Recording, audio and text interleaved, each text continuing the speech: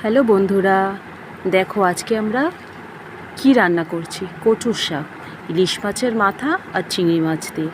প্রথমে কচুর শাকটাকে সেদ্ধ করে ভালো করে ঝুড়িতে নিয়ে চেপে চেপে ওর বাড়তি জলগুলোকে বার করে নিতে হবে।